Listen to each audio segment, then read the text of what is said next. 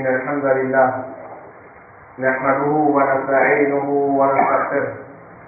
ونعوذ بالله من شرور أنفسنا ومن سيئات أعمالنا من يهده الله فلا مضل له ومن يضلل فلا هادي له وأشهد أن لا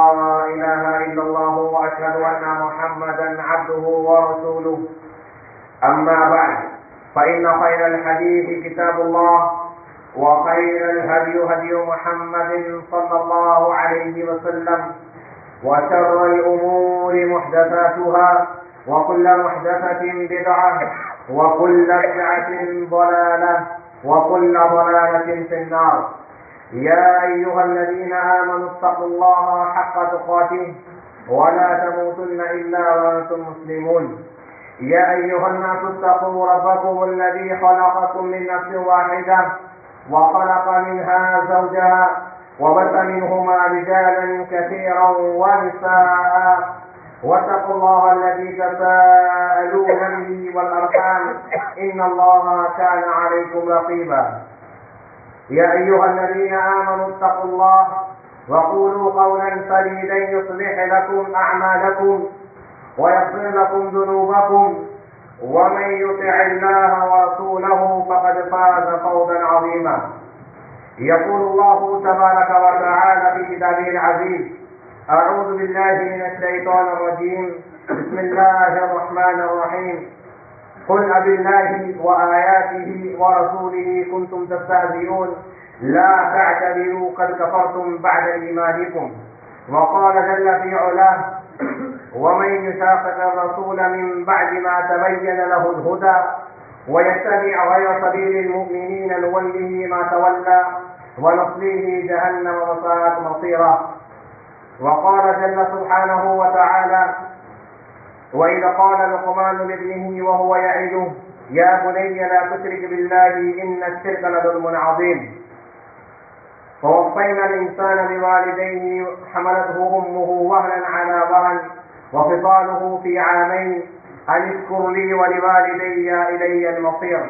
وإن جاهداك على أن تشرك بي ما ليس لك به علم فلا تطعهما وصاحبهما في الدنيا معروفا.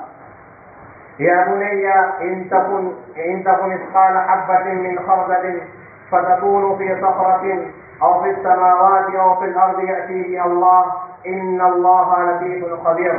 يا بني أقم الصلاة وأمر بالعرف وانهى عن المنكر واصبر على ما أصابك إن ذلك من عزم الأمور. ولا تصاعر خدك للناس ولا تمشي في الأرض مرحا إن الله لا يحب كل مختال فخور. واقصد في مشيك واغضض من صوتك إن أنكر الأصوات لصوت الحمير. اللہ تبارک و تعالیٰ سے دعا ہے: اللہ رب العالمین اللہم ارنا الحق حقا وارزقنا اتباعہ.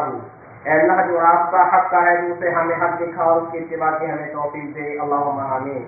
اللہم ارنا الباطل باطلا وارزقنا اجتنابہ. اے اللہ جو راستہ باطل ہے اللہ اسے ہمیں باطل دکھا اور اس سے اجتناب کی ہمیں توفیق دے. اللہم آمین. خطبہ مسنونہ میں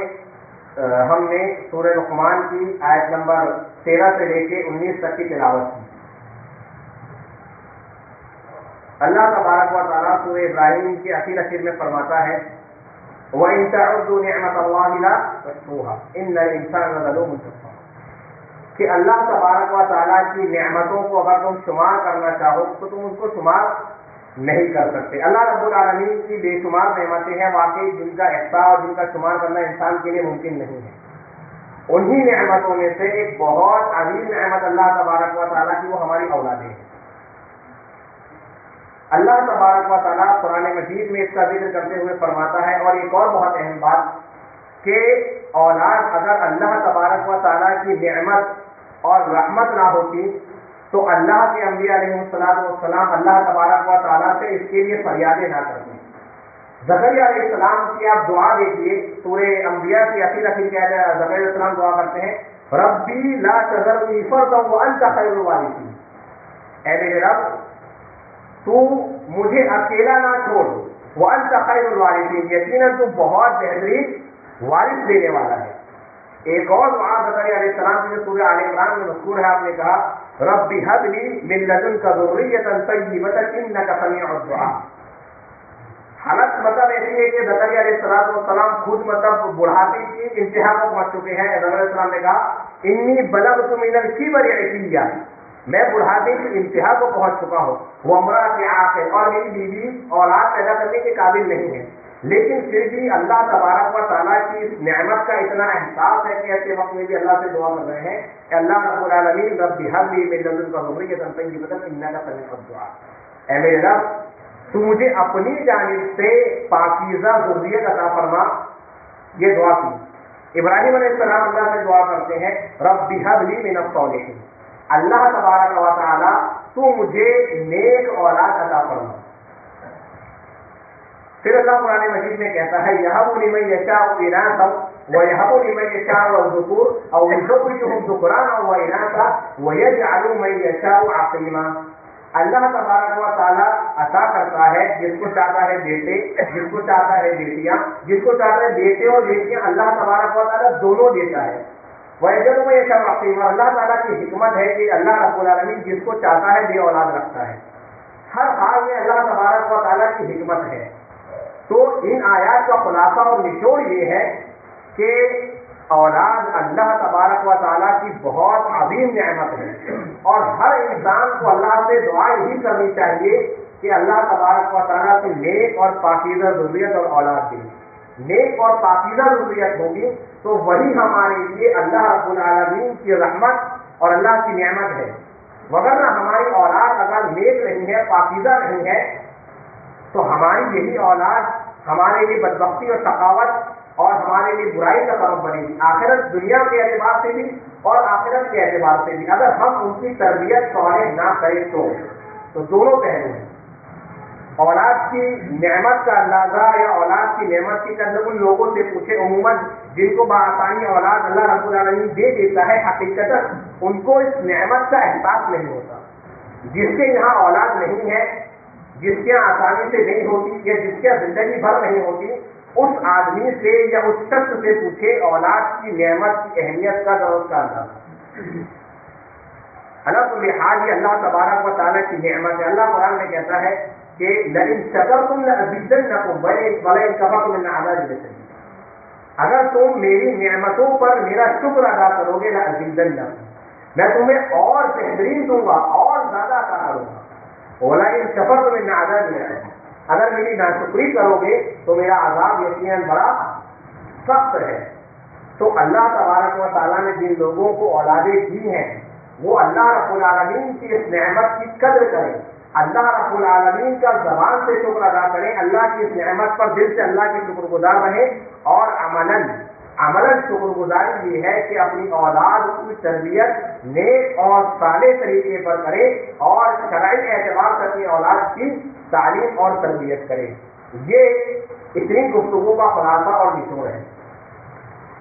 آج سب سے اہم نقطہ جس پر ہمیں گفتگو کرنی ہے وہ یہ ہے کہ ہم اپنی اولادوں کے دل کے اندر جس دین کے ہم ماننے والے ہیں، دین اسلام کے ماننے والے ہیں، اس دین کی عظمت، اس دین کی اہمیت اور اس دین کی بڑائی جو ہے ان کے دل دماغ کے اندر اس طریقے سے ہم گھوٹ ڈالیں اور اس طریقے سے ان کو چلتے پھرتے اٹھتے بیٹھتے اس دین کی عظمت یاد دلاتے رہے کہ وہ ان کے ذہنوں کے اندر ایک دم رنگ بن جائے۔ یہ بہت اہم نقطہ ہے۔ پھر تربیت کے الگ الگ مراحل ہیں، بعض دفعہ آپ کو تفصیلی کرنی ہے، لیکن عموماً شفقت اور نرمی اور محبت سے آپ کو اپنی اولاد کی تربیت کرنی ہے۔ دو حدیثیں سلسلے میں آپ کے سامنے رکھوں گا، دونوں بڑی حدیثیں پیاری ہیں اور دونوں حضرت حسن اور حسین رضی اللہ عنہما سے متعلق ہیں۔ چونکہ ہم نے گفتگو انبیاء علیہ السلام سے شروع کی تھی تو خود ہم دیکھتے ہیں کہ اللہ کے رسول علیہ السلام کا بچوں کے ساتھ شفقت کا معاملہ کیا تھا۔ پہلی روایت عن عبد الله بن بريدة عن أبيه قال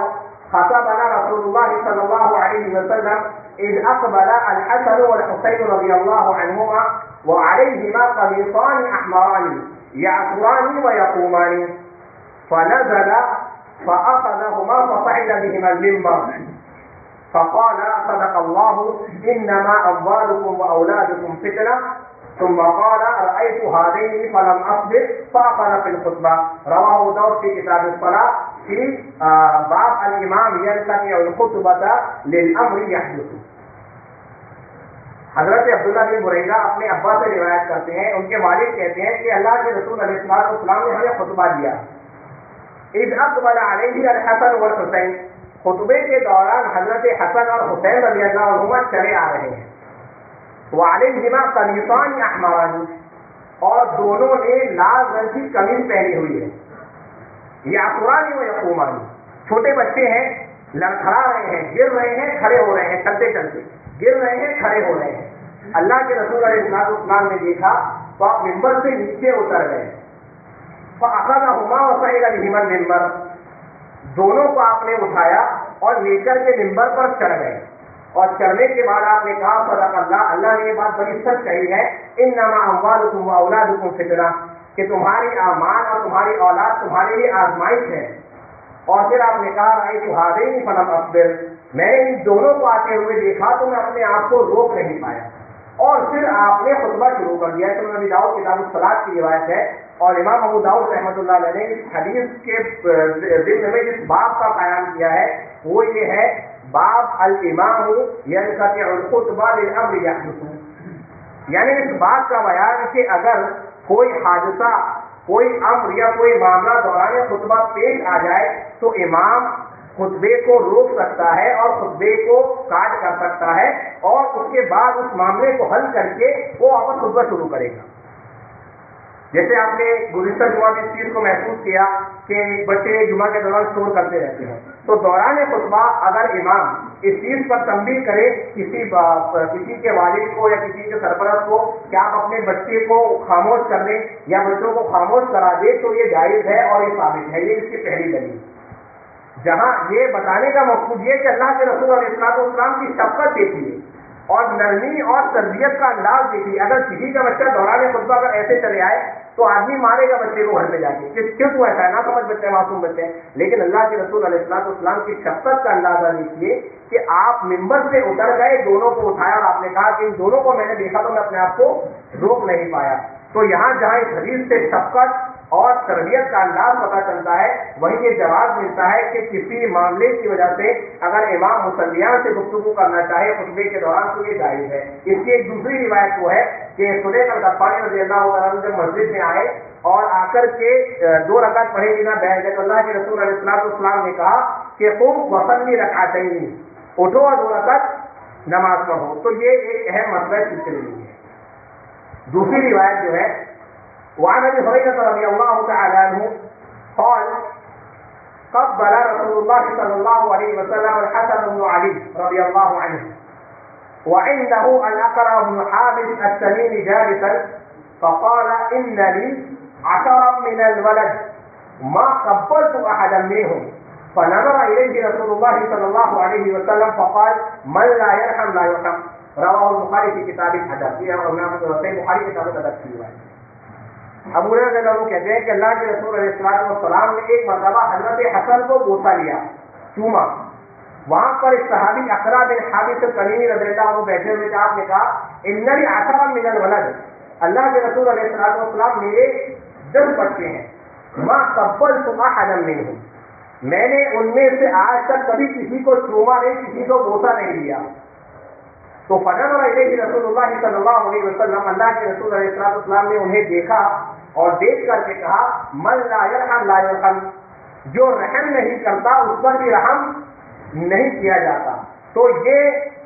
بہت اہم چیز ہے کہ ہم اپنی اولاد کے ساتھ، معصوم بچوں کے ساتھ شفقت، محبت اور نرمی کے ساتھ پیش آئے. پھر ہوتا ہے کہ اگر کسی کے گھر میں ایک سے زیادہ بچے ہیں اور اگر ابا یا امی کسی ایک بچے کو زیادہ پیار دیتے ہیں اور کسی کے طرف بالکل توجہ نہیں کرتے تو یہ غلط طریقہ ہے. سب کے ساتھ انصاف کریں. اور امام بخاری رحمۃ اللہ علیہ نے اس سلسلے میں باب یہی قائم کیا ہے کہ بچوں کو بوسہ دینے کا، بچوں کو چومنے کا اور گلے لگانے کا باب. تو ایک تربیت کا انداز ماں اور باپ کا یہ بھی ہے کہ جب آپ کا بچہ آپ سے کوئی سوال کرتا ہے اور آپ اس کو جواب دیتے ہیں، آپ اس سے خوش ہوتے ہیں تو آپ اس کی حوصلہ افزائی کریں اس کا ماتھا چوم لے، اس کا گال چوم لے، اسے پیار سے گلے سے لگا کر کے بیٹا ماشاءاللہ تم نے بہت اچھا کیا، تو اس سے اس کو ہمت ملے گی، حوصلہ ملے گا، اس کے اندر مطلب ایک جذبہ پیدا ہوگا، کیونکہ وہ یہ دیکھ رہے ہیں کہ میرے ماں باپ میری اس چیز سے مجھے مطلب چپکاتے ہیں، پیار کرتے ہیں، محبت کرتے ہیں، تو اس سے اس کا شوق اور بڑھے گا۔ اگر مان لیجیے گھر میں بہت زیادہ بچے ہیں اور آپ کسی ایک سے ایسا ہی کرتے ہیں، دوسروں سے نہیں کرتے، تو پھر ایک فطری چیز ہے کہ جو دوسرے بچے ہیں نا گھر میں، وہ اس سے تھوڑا سا مطلب ایک اس کے تعلق سے ایک جیلسی لے کر لیتے ہیں کہ ہمارے ابا اس کو ہی زیادہ وہ کرتے ہیں۔ پھر اس کی ایک مثال وہ دیکھیے تو چھوٹے بچوں کا معاملہ ہے، یوسف علیہ السلام کے بھائیوں کا معاملہ دیکھیے، وہ کیا کہتے ہیں، یوسف واخوہ احب الینا من ابینا منا ونحن عصبہ، یوسف اور اس کا جو بھائی ہے وہ ہمارے ابا کے نزدیک وہ زیادہ قربت والے، حالانکہ ہم تو جماعت اور طاقت اور قوت والے ہیں۔ تو ہم یعقوب علیہ السلام پر تان نہیں کر رہے ہیں، ایک تمثیل اور مثال یہ ہے کہ انسانی فطرت ہے کہ انسان چھوٹے بچوں کی طرف زیادہ مائل ہوتا ہے، یا گھر میں کوئی بچہ خوبصورت ہے تو ماں باپ اس کو زیادہ وہ کرتے ہیں، جو بچہ کم خوبصورت ہے بیچارہ کبھی کبھی وہ اس چیز کا شکار ہو جاتا ہے کہ گھر والوں کی طرف زیادہ توجہ نہیں دیتا نا کوئی حال۔ تو اس چیز کی طرف ماں باپ کو توجہ دینی چاہیے، اور اگر ایسی کوئی چیز ماں باپ نوٹس کرتے ہیں کہ ہمارے ایک بچے کو زیادہ توجہ دینے کی وجہ سے دوسرے بچے اس سے اس طرح کی کوئی چیز رکھتے ہیں، تو ماں باپ کی ذمہ داری ہے کہ بچوں کو ملائے بٹھائے اور سمجھائے کہ نہیں بیٹا ایسا نہیں ہے، یہ آپ کا بھائی ہے، آپ اس سے جلیسی مت رکھو، حسد مت رکھو، کیونکہ بچپن کا یہ حسد بہت سا بعض دفعہ آپ نے دیکھا ہوگا، نوٹس کیا ہوگا کہ کچھ بھائیوں کے اندر یا بچوں کے اندر اگر بچپن سے وہ چیز ہے تو وہ جوانی، بڑھاپے اور وہ تعاون بطاقت باقی رہ جائے۔ تو سب سے اہم نقطہ یہ ہے کہ اولاد کو جس دین کے ہم ماننے والے ہیں، دین اسلام کے، اس کی عظمت، حقانیت کو بتائیں، بچے کو یہ بتائیں کہ بیٹا تو مسلمان ہے اور تیرے دین کا مقام اور مرتبہ اتنا بلند ہے کہ اللہ تبارک و تعالیٰ نے یہ کہا کہ وَمَن يَبْتَغِي غَيْرَ الْإِسْلَامِ دِينًا فَلَن يُقْبَلَ مِنْهُ وَهُوَ فِي الْآخِرَةِ مِنَ الْخَاسِرِينَ، کہ جو دین اسلام کے علاوہ کوئی اور دین اختیار کرے گا فَلَن يُقْبَلَ مِنْهُ، اس سے وہ دین ہرگز قبول نہیں کیا جائے گا، وَهُوَ فِي الْآخِرَةِ مِنَ الْخَاسِرِينَ، اور ایسا انسان آخرت میں نقصان اٹھانے والا ہے۔ اس کو یہ اتنا سمجھائے اور اس کو یہ بتائے کہ بیٹا اللہ نے تیرے دین کے بارے میں یہ بات کہی ہے کہ ان الدین عند اللہ الاسلام، اللہ رب العالمین کو سب سے پسندیدہ اور محبوب دین تیرا دین ہے۔ میرے بچے جس دین کو تو ماننے والا ہے، دین اسلام کو، وہ دین تیرے رب کو سب سے زیادہ محبوب اور پسندیدہ ہے۔ اس کو یہ بات سمجھائیں کہ اللہ نے کہا ہے اور ابھی تو لکم الاسلام دینا، کہ میں نے تمہارے لیے دین اسلام سے میں راضی ہو گیا۔ یہ چیز بچے کے ذہن کے اندر چلتے پھرتے اٹھتے بیٹھتے اس طریقے سے ڈال دے اور اتنا اس کے دل دماغ اور اس کے خون میں یہ چیز رچا بتا دے کہ اگر ہمارا بچہ یا بچی جو دین اسلام کا شریعت کا پابند اگر ہے، اگر وہ اس کے چار کافر دوستوں کے درمیان بھی کھڑا رہے اور اس کے چہرے پر داڑھی ہو، اس کے پیجامے اور کپڑے ٹکنے کے اوپر ہو، اور دوسرے اس کے ساتھ والے جو دوست یار ہیں چاہے وہ مسلم ہو یا مسلمان ہو، وہ کلین شیو ہو اور اسلامی تہذیب اور لباس نہ ہو، تو ہمارا بچہ ان کے کلچر اور تہذیب کو دیکھ کر متاثر نہ ہو اور اپنے آپ کو کمتر نہ محسوس کرے، بلکہ اگر ہمارا بچہ ایسے لوگوں میں کھڑا ہے تو شان سے سینہ تان کر کے اور گردن اونچی کر کے کھڑا رہے کہ میں مسلمان ہوں اور مجھے فخر ہے کہ میں مسلمان اور مسلمان گھرانے میں پیدا ہوں۔ اگر ہماری بچی ایسی عورتیں جن کے بارے میں اللہ کے رسول صلی اللہ علیہ وسلم نے کہا کہ کاسیات عاریات، لباس تو پہنی ہوگی لیکن پہننے کے بعد بھی بڑھانا ہوگی،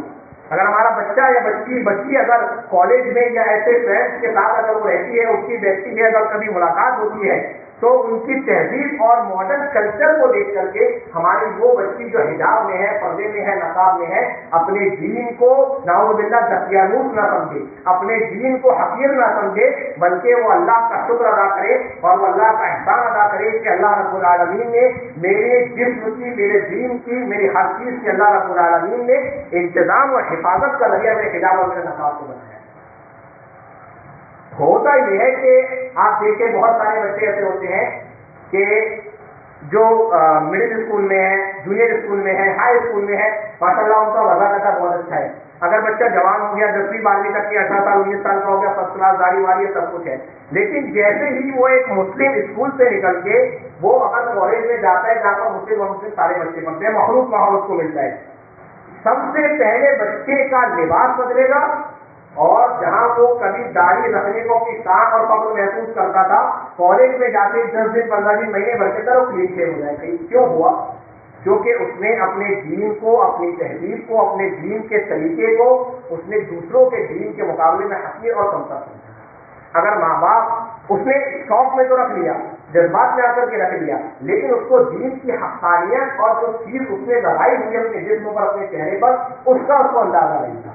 تو یہ ماں باپ کی ذمہ داری ہے کہ بچپن سے بچوں کے دل اور دماغ کے اندر، ایسے بہت سارے چھوٹے چھوٹے بچے بیٹھے ہوئے، چلتے پھرتے ان کے دل اور دماغ کے اندر یہی بتاؤ کہ بیٹا ہم مسلمان ہیں، تیرا دین بہت عظیم ہے، دوسروں کا دین، بلکہ اللہ کے نبی صلی اللہ علیہ وسلم کی یہ حدیث بچوں کو دن رات بتائی اور سنائی جائے کہ لوکان ابو صحیح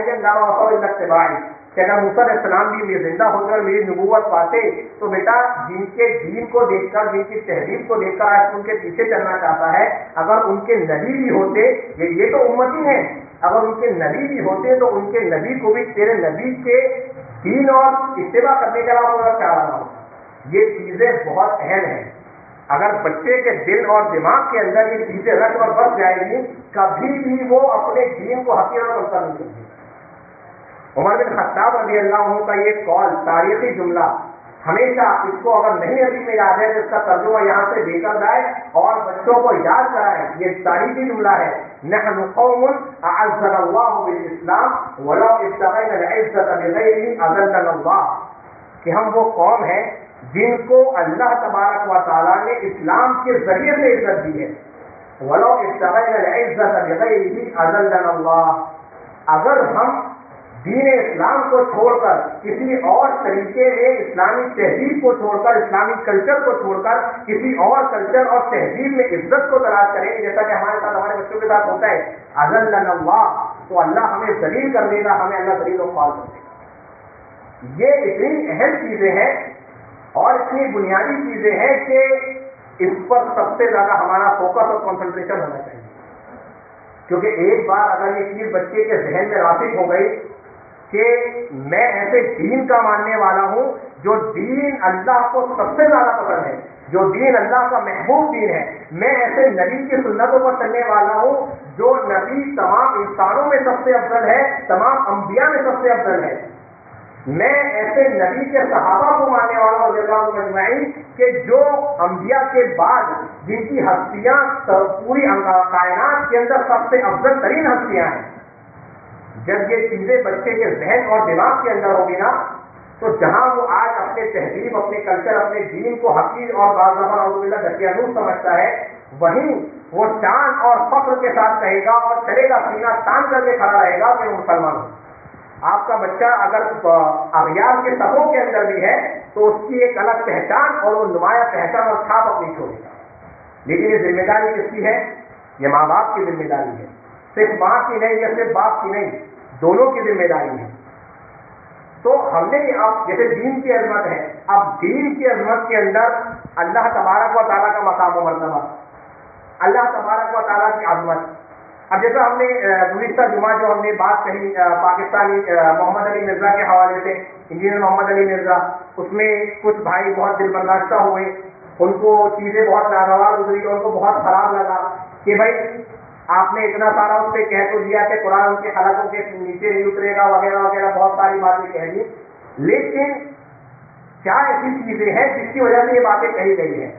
تو دیکھیں، میں نے کہا کہ دین اسلام کی عظمت میں سب سے پہلی عظمت اللہ تبارک و تعالیٰ کی عظمت، اللہ رب العالمین کی عظمت جو ہے وہ ہمارے دلوں، ہمارے بچوں کے دلوں اور دماغوں کے اندر ایک دم خطرناک طریقے سے راسخ رہنا چاہیے، ایسی کہ اگر ہمارے بچے کو بھلے اللہ رب العالمین کو رسموں و صفات کا علم نہ ہو، لیکن اللہ کا جلال، اللہ کی عظمت اس کے دل میں ایسی پیوست ہو جائے کہ اگر کوئی گمراہ شخص اس طریقے سے گمراہ کرنا چاہے تو گمراہ نہ کر سکے۔ یہ اللہ رب العالمین کا جو لفظ جلالہ ہے، لفظ اللہ، اس کے بارے میں انجینئر مرزا علی محمد علی مرزا پاکستانی یہ کہتا ہے کہ لفظ اللہ یہ کیا ہے؟ یہ کہتا ہے لفظ محمد ہے، نعوذ باللہ، محمد مطلب بے معنی لفظ، اللہ اللہ اللہ اللہ یہ کیا ہے؟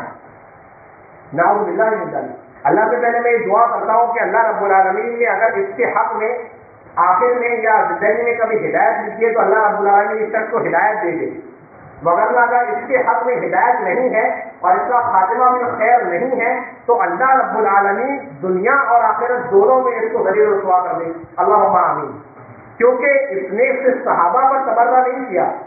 اس نے اللہ رب العالمین کی ذات کو بھی تنقید کا نشانہ بنایا، اللہ کے رسول علیہ السلام کی شان میں بھی گستاخیاں کی، اور صحابہ کی نعوذ باللہ تکفیر تک کو اس نے، اور صحابہ کو منافق کہنے تک کو اس نے کوئی معمولی سا گناہ جرم نہیں سمجھا۔ یہ کہتا ہے نعوذ باللہ کہ لفظ اللہ کیا ہے؟ اللہ یہ لفظ محمد ہے، محمد مطلب بے معنی لفظ، نعوذ باللہ، جبکہ لفظ جلالہ اللہ یہ اللہ تبارک و تعالیٰ کے اخص الاسماء میں سے ہے، یہ اللہ تبارک و تعالیٰ کے ان خاص اسماء میں سے ہے جس کے ذریعے سے نام رکھنا بھی جائز نہیں ہے۔ علی کل حال اس مسئلے میں اختلاف ہے کہ لفظ اللہ کس چیز سے ماخوذ و مستق ہے، لیکن ایک چیز اس میں یہ ہے کہ لفظ جلالہ اللہ، لفظ اللہ جو ہے یہ الہ سے ماخوذ ہے۔ معبود اگر ہم لفظ اللہ کہتے ہیں تو اس کا مطلب یہ ہوتا ہے کہ وہ ذات جو معبود ہے، جس کی عبادت کی جاتی ہے،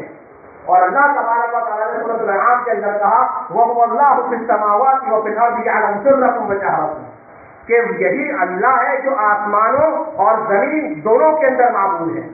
تو یہ نعوذ باللہ لفظ جلالہ کے بارے میں کہتا ہے کہ لفظ محمد ہے، بے معنی لفظ ہے، استغفر اللہ العظیم، جبکہ یہ اس کا معنی ہوتا ہے معبود۔ لفظ اللہ مطلب وہ ذات جس کی عبادت کی جائے، جیسا کہ قرآن مجید کی آیت سے بات ثابت اور واضح ہے۔ تو میں یہی کہہ رہا ہوں کہ دین اسلام کی عظمت میں سب سے پہلی عظمت اللہ تبارک و تعالیٰ،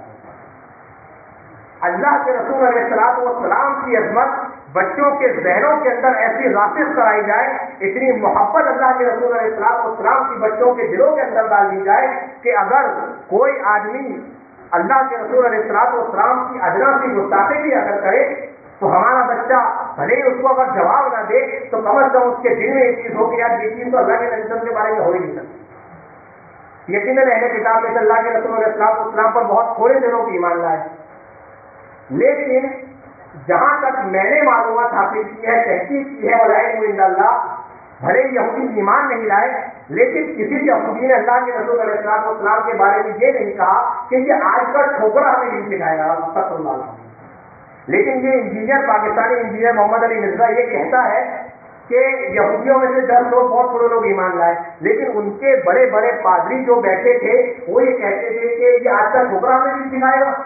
نعوذ باللہ والعلم عند اللہ۔ لیکن جہاں تک ہم نے معلومات حاصل کی ہے یا جہاں تک ہم نے اساتذہ سے یا علماء سے رجوع کیا ہے، یہ بات نہیں ثابت ہے کہ کسی ایک یہودی پادری کے عالم نے یہ بات کہی ہو کہ آج کا ٹھوکرا ہمیں دین سکھائے گا، اور نعوذ باللہ یہ حدیث کہتا ہے اللہ کے نبی صلی اللہ علیہ وسلم کے بارے میں کہ آج کا ٹھوکرا ہمیں دین سکھائے گا۔ پوری امت اس بات پر متفق ہے اور اجماع ہے کہ صحابہ کرام کی شان میں ادنا سی گستاخی کرنے والا، ان کا مذاق اڑانے والا، ان کی تنقید کرنے والا یہ صاحب ایمان نہیں ہے۔ پورے توبہ میں دیکھے منافقین نے صحابہ کرام رضوان اللہ اجمعین کا مذاق اڑایا، ان کی تردید کی اور کہا کہ ان سے زیادہ بزدل اور ان سے زیادہ پیٹو اور کھانے والا ہم نے نہیں دیکھا۔ اس پر اللہ تبارک و تعالیٰ نے کتنی سخت بات کی سورۃ توبہ میں۔ منافقین جب آ کر بہانے تلاش کرنے لگے، کہا کہ ہم تو صرف مذاق کر رہے تھے اللہ کے نبی صلی اللہ علیہ وسلم، ہم لوگ کھیل کود کر رہے تھے۔ اللہ نے کہا قل باللہ وآیاتہ ورسولہ کنتم تستہزئون لا تعتذروا قد کفرتم بعد ایمانکم، کہ کیا تمہیں مذاق اڑانے کے لیے، استہزاء کے لیے اللہ کی آیاتیں، اللہ کی کتاب، اللہ کا رسول ہی ملتا ہے، لا تعتذروا قد کفرتم بعد ایمانکم، تم اب معذرت مت پیش کرو اور بہانے مت بناؤ، قد کفرتم بعد ایمانکم، ایمان کے اظہار کے بعد تمہارے اس عمل کی وجہ سے تم کافر ہو چکے ہیں۔ اور نعوذ باللہ حدیث مضبوط کہتا ہے کہ اگر آج کی ڈیٹ اور تاریخ میں کوئی آدمی اپنے علم کی بنیاد پر کسی صحابی کو استغفر اللہ اگر کافر بھی ڈکلیئر کر دے، یہ اس کے جملے ہیں، اگر کسی صحابی رسول کو کافر بھی ڈکلیئر کر دے تو کافر نہیں ہے، نعوذ باللہ۔ پوری امت اس بات پر اتفاق اور اجماع ہے پوری امت کا اور اللہ تبارک و امام صافی نے قرآن مجید کی آیت سے کہ ومن یشاقق الرسول من بعد ما تبین له الهدى ويتبع غیر سبیل المؤمنین نوله ما تولى ونصله جہنم وساءت مصیرا، کہ جو ہدایت کے واضح ہو جانے کے بعد اللہ کے رسول علیہ الصلوۃ والسلام کے راستے کی مخالفت کرے گا، ويتبع غیر سبیل المؤمنین، اور مومنین کے راستے کے علاوہ دوسرے راستے کی اتباع کرے گا۔ امام شافعی نے آیت کے اس ٹکڑے سے امت کے اجماع پر استدلال کیا ہے کہ جو امت کے اجماع کی مخالفت کرے گا اور اللہ کے رسول صلی اللہ علیہ وسلم کی مخالفت کرے گا، نولیہ ما تولى ونصله جہنم ہوگا، ہم اسے اسی راستے پر لگا دیں گے جس پر وہ چل پڑا ہے، اور اسی ہی جہنم، اور ہم اس کو جہنم میں داخل کریں گے، وساءت مصیرا، اور جہنم بہت برا ٹھکانہ ہے۔ پوری امت کا اتفاق ہے، تفسیر کو چھوڑ دیجیے، کسی صحابی کی شان میں تنقید کرنے والا، گستاخی کرنے والا اس کے ایمان پر سوال اور حل پاتا ہے، لیکن یہ صراحتاً کہتا ہے کہ آج کی تاریخ میں اگر کوئی اپنے علم کی بنیاد پر کسی صحابی کو کافر ڈکلیئر کر دے تو کافر نہیں کہنا، نعوذ باللہ من ذالک، اور خود اپنے بارے میں کہتا ہے کہ جو ہمیں کافر کہے گا تو ہم اسے کافر کہنے کا حق رکھتے ہیں، یعنی اس کی نظر میں اس کا ایمان نعوذ باللہ من ذالک وہ صحابہ کے ایمان سے بڑا ہے کہ کوئی اس کو کافر کہے تو اس کو حق ہے کہ کافر کہہ دے، لیکن کسی صحابی کی کوئی تفسیر اگر کر دے تو وہ کافر نہیں ہے۔ ایک روایت عمر میں تمام صحابہ کے ایمان کی ہم گفتگو نہیں کریں گے، صرف عمر بن فاروق رضی اللہ عنہ کے ایمان کے بارے میں مثال دوں گا۔ عمر فاروق رضی اللہ عنہ کہتے ہیں کہ اگر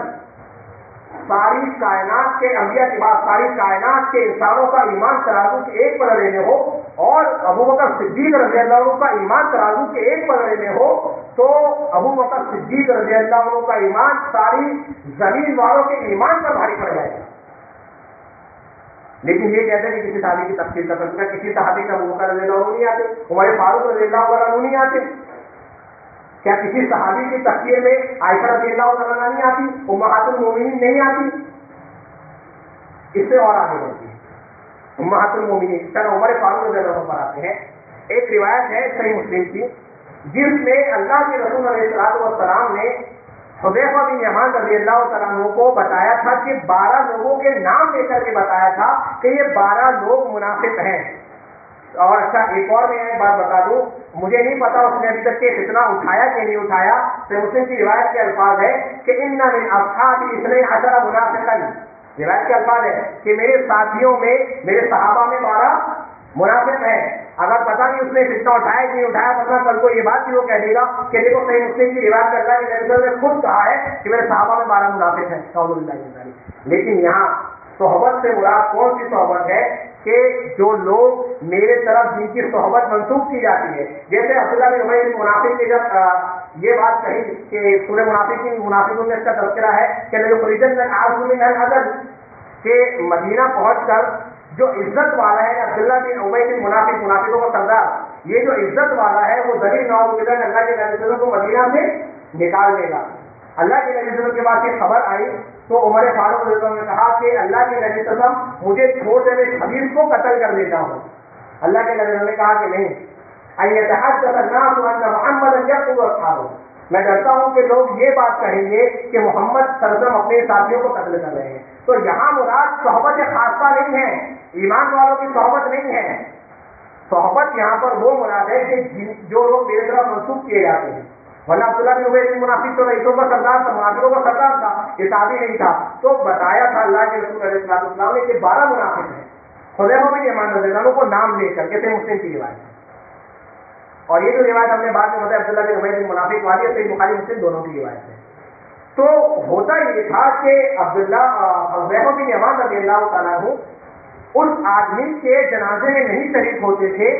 جس کے بارے میں آپ کو معلوم ہوتا تھا کہ یہ منافق ہے، جس کے بارے میں آپ کو معلوم ہوتا تھا کہ یہ منافق ہے۔ اب یہ نعوذ باللہ مردود انجینئر مرزا علی محمد علی مرزا پاکستانی خبیر یہ کہتا ہے کہ عمر فاروق رضی اللہ تعالیٰ عنہ کسی بھی صحابی کا جنازہ نہیں پڑھتے تھے جب تک کہ حذیفہ بن یمان رضی اللہ عنہ جنازے میں شامل نہ ہو، اس ڈر سے کہ کہیں یہ بھی منافق نہ ہو۔ کیا کہتا ہے کہ اس ڈر سے کہ کہیں یہ بھی منافق نہ ہو۔ تو نعوذ باللہ آپ دیکھیں کہ عمر فاروق جہاں یہ سارے صحابہ کو اس کے حساب سے وہ ہر وہ انسان جس کے جنازے میں حذیفہ بن یمان رضی اللہ عنہ جو تقریر نعوذ باللہ منافق تھے، اور عمر فاروق رضی اللہ تعالیٰ عنہ پر اللہ معاف کرے، اس نے نہ صحابہ نہ اللہ رب العالمین کی ذات کو مجروح کرنے سے چھوڑا، نہ اللہ کے نبی صلی اللہ علیہ وسلم کی شان میں گستاخی کرنے سے چھوڑا، نہ اس نے تمام صحابہ کو سلطنت کو چھوڑ کر کے کافر اور منافق کہنے سے گریز کیا۔ ماں عائشہ رضی اللہ عنہ کے بارے میں یہ کہتا ہے، اور ایک اور چیز اس کے حساب سے نعوذ باللہ صحابہ جو ہے وہ دھوکے باز تھے، استغفر اللہ۔ اس کا ایک ریسرچ پیپر ہے، شاید اس کا نام یہ ہے کہ واقع کربلا کا حقیقی پس منظر، شاید اسی نام سے اس کا ریسرچ پیپر ہے، الحمد للہ میں اس کا نام بھول رہا ہوں۔ اس نے یہ بات لکھی ہے کہ عبداللہ بن زبیر رضی اللہ تعالیٰ عنہ نے عائشہ رضی اللہ عنہ کو جنگ جمل میں چلنے کا مشورہ دیا، خود دیکھ کر کے ریسرچ پیپر ہے، یہ کہہ کر کے کہ اگر آپ جنگ میں جائیں گی تو لوگ آپ کو دیکھ کر کے جنگ سے باز آ جائیں گے، جنگ نہیں کریں۔ دوسری جگہ اپنے لیکچر میں کہتا ہے کہ اماں عائشہ رضی اللہ تعالیٰ عنہ کو بہلا پتلا کر کے علی رضی اللہ عنہ کے خلاف لڑانے کے لیے لے کر کے گئے۔ تو اس کے حساب سے نعوذ باللہ صحابہ عائشہ رضی اللہ تعالیٰ عنہ کو دھوکہ دے کر کے، مغالطہ دے کر کے علی رضی اللہ عنہ کے خلاف لڑانے کے لیے لے کر کے گئے، نعوذ باللہ۔ پھر ایک روایت ملتی ہے جس میں یہ تذکرہ ہے کہ جمل راستے میں جمل جاتے جاتے جہاں جب ہوئی تھی وہاں راستے میں ایک جگہ ہے حویب نام کی، مقام حویب نام کی، وہاں جا کے رسول علیہ السلام نے یہ بات کہی تھی کہ وہاں جو ہے بہت سارے کتے بھوکیں گے اور ان کے ارد گرد کٹو غارت گری ہوگی۔ یہ بات خود اس نے اپنے ریسرچ پیپر میں، لیکن اپنے ایک لیکچر میں یہ بات کہتا ہے کہ ماں عائشہ رضی اللہ تعالیٰ عنہ جب جنگ کے لیے جو جبل جانے کے لیے نکلی تو مقام حویب پر پہنچی، جہاں آپ نے کتوں کے بھونکنے کی آواز سنی۔ کیا سنی؟ کتوں کے بھونکنے کی آواز۔ تو عائشہ رضی اللہ عنہ کہتی ہیں کہ میں اب آگے نہیں جاؤں گی، کیونکہ مجھے اللہ کے رسول علیہ السلام کی وہ بات یاد آ گئی کہ اللہ کے رسول علیہ السلام نے کہا تھا کہ میری ایک بیوی ہوگی جس کے عمل کی وجہ سے نعوذ باللہ اس کے کتے ہوگی۔ عائشہ رضی اللہ عنہ کے بارے میں یہ کہتا ہے کہ جس کے عمل کی وجہ سے اس کو کتے ہو گئے۔ ارے مردود، تیرا عمل تو ایسا ہے کہ اگر تو اسی عمل پر مر گیا تو تجھ پر اللہ تبارک و تعالیٰ کی لعنت ہوگی، تمام اہل زمین اہل ایمان کی لعنت ہوگی، تمام فرشتوں کی لعنت ہوگی، اور تیرا ٹھکانا کیا ہوگا کوئی بھی نہیں سکتا۔ یہ اس کی سب گمراہیاں ہیں۔ آپ دیکھیں، اس نے صرف امیر معاویہ رضی اللہ عنہ کو اس نے صرف تانو تسلیم کا نشانہ نہیں بنایا، اس نے اللہ رب العالمین کی ذات کو مجروح کیا۔ یہ دشمن ہے اللہ تبارک و تعالیٰ کا، اللہ کے رسول علیہ السلام کا، صحابہ کرام کا، اور اس کا مقصد ہی صحابہ کرام کو دین اسلام کو مجروح کرنا اور دین اسلام کو تشریح کرنا اور ایمان والوں کے دلوں میں شبہوں کو شبہات پیدا کرنا ہے۔ اس کے دھوکے میں مت آئیے کہ بخاری اٹھا کر کے حدیث سناتا ہے، مسلم سے حدیثیں پڑھتا ہے، اور قرآن کے بارے میں ایک اور چیز نے کہی کہ آج آپ کے سامنے قرآن ایسا پڑھا جاتا ہے نعوذ باللہ کہ کوئی فرینچ زبان میں آپ کو گالیاں دے رہا ہو، نعوذ باللہ۔ تو یہ بات ثابت آتی ہے کہ نہیں، یہ کچھ بنیادی چیزیں ہیں اور نہ جانے اس کی کتنی گمراہیاں ہیں۔ تو یہ چیزیں بیان کرنا اور بتانا اس لیے ضروری تھا اس پس منظر اور پیرائے میں کہ ہمارے وہ احباب اور بھائی جو اپنے کمیونٹی کی وجہ سے، لا علمی کی وجہ سے اس کے مقابلے اور دھوکے میں آ رہے ہیں کہ یہ صحیح حدیثیں بیان کرتا ہے، ٹھیک ہے، صحیح حدیثیں بھی بیان کرتا ہے، اس میں دعائیں نہیں ہے، لیکن غلط معنی مفہوم اور غلط پیرائے میں بیان کرتا ہے۔ معاویہ رضی کے بارے میں کہتا ہے کہ اور پھر معاویہ کا پیٹ کبھی نہیں بھرا، نعوذ باللہ۔ تو آپ سوچیں کہ اگر مسئلہ چلو ٹھیک ہے، اور ایک اور سے پروپیگنڈا پھیلا رکھا ہے کہ معاویہ رضی اللہ عنہ کے خلافت کے دور میں اور بنو امیہ کے دور میں علی رضی اللہ تعالیٰ عنہ کو ممبروں سے گالیاں دی جاتی تھی، حتیٰ کہ عمر بن عبدالعزیز رحمۃ اللہ علیہ کا زمانہ آیا اور پھر عمر بن عبدالعزیز رحمۃ اللہ علیہ نے اپنے زمانے میں اس مزاج کو ختم کیا۔ یہ بہت سارے ایسے پروپیگنڈے ہیں۔ تو یہ بنیادی چیزیں جو اس کے تعلق سے، کیونکہ ایک جمعہ کے اندر جمعہ کے خطبات میں ان چیزوں کا بیان ممکن ہی نہیں ہے، اسی لیے ہم لوگوں نے یہ چیز سوچی ہے اور یہ پلان ہے، اور اللہ سے دعا ہے کہ اللہ رب العالمین اس میں ہماری مدد فرمائے کہ سب سے پہلے آپ لوگ ایک کام یہ کریں کہ جمعیت کا جو چینل ہے برہانپور جمعیت اہل حدیث کے نام سے اس کو سبسکرائب کر لیں. انشاءاللہ العزیز وقتاً فوقتاً ہر ہفتے میں 1 یا 2 ویڈیو اس کی جو گمراہیاں ہیں، جو لوگوں کو مغالطے دیتا ہے، جو دھوکہ دیتا ہے قرآن و حدیث کے نام پر، اس کی وضاحت کی جائے گی اور انشاءاللہ علمی تحقیقی انداز کے اندر اس کا رد کیا جائے گا. تو آپ لوگ سبسکرائب کریں اور آپ کو انشاءاللہ وقتاً فوقتاً اس کی نوٹیفیکیشن ملتی رہیں گی. اور جو لوگ بھی اس کو سنتے ہیں اللہ کے لیے، اللہ تبارک و تعالیٰ کے لیے، وہ اپنے دین اور ایمان کی حفاظت کریں اور اس سے باز آ جائیں. آپ اس کو اسلام کا خیرخواہ سمجھتے ہیں، اسلام کا داعی اور مبلغ سمجھتے ہیں، جبکہ ان عقائد کی بنیاد پر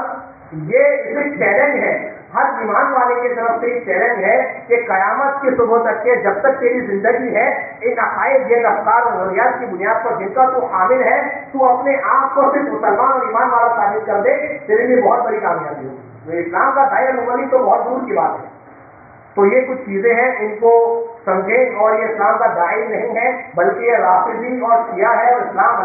اللہ کے رسول علیہ السلام کا دین اسلام کا دشمن ہے. اللہ تبارک و تعالیٰ سے دعا ہے کہ اللہ رب العالمین جو باتیں کتاب و سنت کی روشنی میں حق اور درست ہے، اللہ تبارک و تعالیٰ اس پر عمل کرنے کی توفیق دے، اور جو باتیں کتاب و سنت کے حق کے خلاف رہی ہو اللہ تبارک و تعالیٰ اس سے درگزر فرمائے، توفیق دے.